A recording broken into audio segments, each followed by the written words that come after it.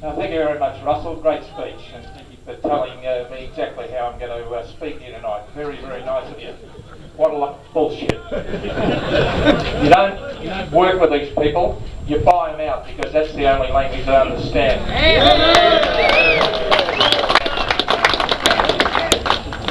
If the bloke was going out shooting every swan, every sparrow, would we just say he's got a family too? The thing about it is, this involves kids. And if you put a fishing rod in the hand of a kid, he won't be painting graffiti on the side of a carriage or up some back lane, smoking a fat cigarette, who people say is a harmless stage that the kid goes through. Well, I can tell you it's the start of the just disaster for the kid and the family. Sure, I'm going to be emotional, Russell. I got death threats during the scallop issue. I can see faces out there that were looking at me when 10,000 people stood on the steps of Parliament House, and Jeff Kennett rang me the next day and said, I'm going to get rid of them, you better back me.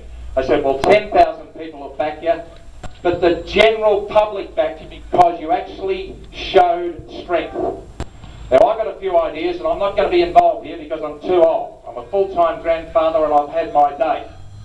Hello? Yes? No, you idiot. I said race 4 number 3. You didn't get me. I'm busy. Thank you very much. And then there was the issue of Western Port netting. Now, this was done with 2 vital things. Current sitting premiers of this state.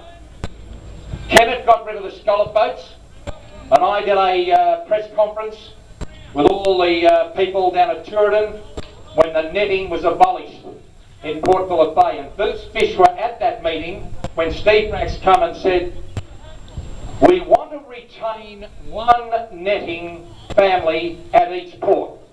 We're going to have the Smiths at Warneet, the Farquhars down there at Stony Point, the wonderful, wonderful Bailey family will fish out of Hastings, so the people can get. I just said, listen, you've got a campaign on the roads at the moment, a little bit over, you bloody idiot, a little bit of netting, you bloody idiot.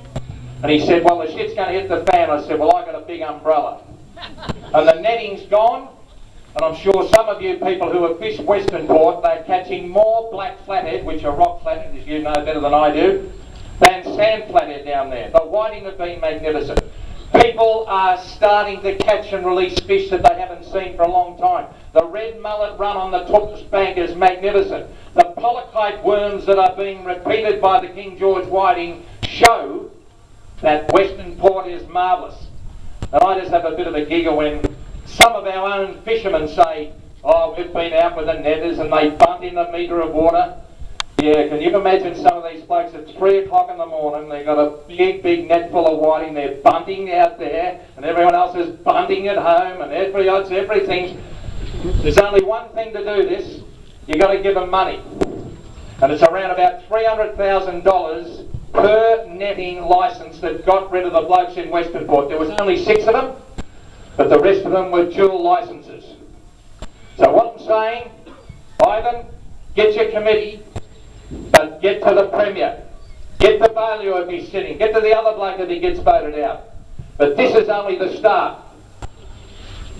I haven't been invited to speak here. I was asked to speak when I walk in. So I was down here just as a fisherman because I want my granddaughters to be able to go down off the wedge spit and catch a lovely, lovely run of whiting. I like to catch the yank flathead down there. I like to go to the back of the explosives pier and catch the lovely pinkies that are there at the moment. But I don't like people taking photos of dead stingrays and bloody pelicans with guts bigger than Jeff on the bloody shore, and they're eating all the undersized fish. Sorry, Jeff, I didn't mean that, but I did. You've got to get on this diet, mate. It's fantastic. I'm going to actually slip back in now because you've got better and more informed speakers than me. But just let me just speak a few things. Ban netting in Corio Bay, from my opinion. Don't clap, mate, they'll throw you a fish. However, just listen to me, sir. And then they just go outside and do it something else. My opinion is, you get the people from Port Melbourne, from Brighton, from Mordialloc, from Frankston, and you don't get 4,000 people, you get 10,000 people. And divided we stand, United we stand and divided we fall. And this is the way to do it.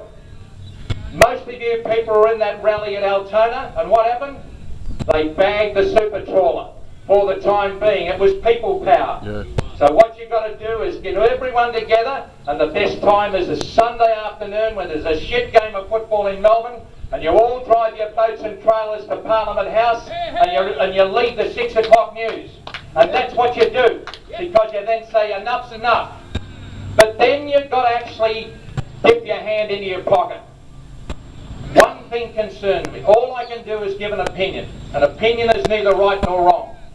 I cannot understand when I reached 60 years of age 5 years ago next week that I then wasn't required to pay a fishing licence. What sort of an organisation is this? We only have 300,000 people who pay because kids under 16, naturally enough, should be free, and seniors over 60, they don't pay at all.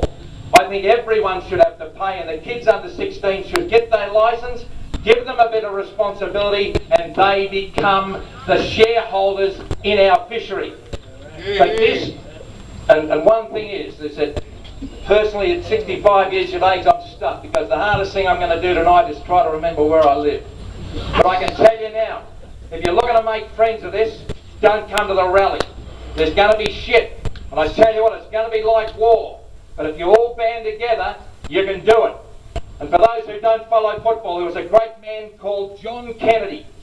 And during the 1971 grand final, Hawthorn were in all sorts of trouble at St Kilda, and he said, don't think, don't hope, do something. You mightn't think what you're going to do. The ladies might make some cakes. The fact is the men will burn the midnight oil. People will organise placards. People will organise the press. But if you all get together, you will surprise yourself what you can do. But that's my mind. Not half in, not half out, not half up the company secretary. Corio Bay, extend it to 786 square miles and say, this is people power. I wish you well.